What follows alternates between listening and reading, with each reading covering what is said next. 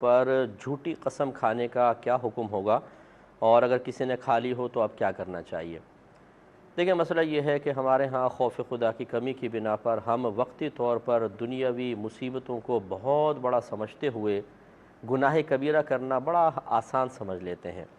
یا ہم یوں کہیں کہ ہم نے دنیا کی مصیبتوں کو اخروی مصیبتوں سے بڑا سمجھنا شروع کیا ہے، اور وہاں کی مصیبتوں کو بہت ہلکا سمجھتے ہیں، حالانکہ معاملہ برعکس ہے۔ یہاں کی مصیبت تو پھول کی طرح ہے، اگر وہاں کی مصیبتوں کو آپ اس کی صحیح معرفت حاصل ہو تو آپ دیکھیں گے کہ اگر یہاں کی مصیبت ایک کنکر کی مثل ہے تو وہاں کی مصیبت ایک ہمالیہ پہاڑ کی مثل ہوتی ہے۔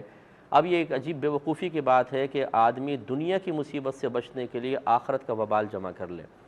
تو یہ اکثر خواتین میں زیادہ بیماری ہوتی ہے کہ اگر ان سے کوئی بات پوچھی جائے کہ ایسا تم نے کیا تھا، ایسا کہا تھا، ایسی حرکت کی تھی، فوراً منع کرتی ہیں اور فوراً قرآن اٹھانے کی طرف آ جاتی ہیں۔ ان کے نزدیک یہ قرآن اٹھانا بڑا آسان ہے اور وہ دل میں ارادہ کر لیتی ہیں کہ جی بعد میں توبہ کر لیں گے۔ اچھا، بہنیں ہی نہیں، مرد حضرات بھی ہیں، لیکن میرے پاس کیسز جو آتے ہیں ان میں خواتین کا ریشو زیادہ ہوتا ہے۔ تو خلاصہ کلام یہ کہ بہرحال اس طرح جھوٹا قرآن اٹھانا بہت بڑا گناہ ہے اور اس کا وبال بہت زیادہ ہوتا ہے دنیا میں۔ مطلب یہ کہ بعض اوقات اتنا خطرناک اس کے نتائج مرتب ہوتے ہیں کہ انسانوں کو میں نے تباہ ہوتے دیکھا ہے، یعنی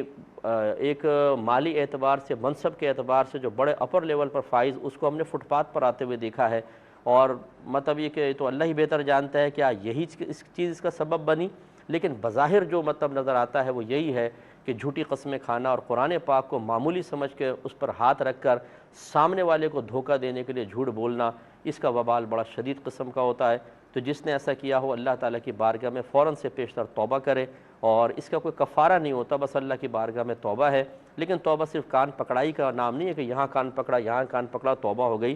توبہ کا مطلب یہ ہے کہ انسان شدید ندامت اور شرمندگی کے ساتھ اللہ کے خوف کی وجہ سے یہ ارادہ کرے کہ آئندہ یہ گناہ میں کبھی بھی نہیں کروں گا، تو پھر ٹھیک ہے، ورنہ یاد رکھیں کہ بہت سخت وبال ہوگا۔ اچھا، یہ جو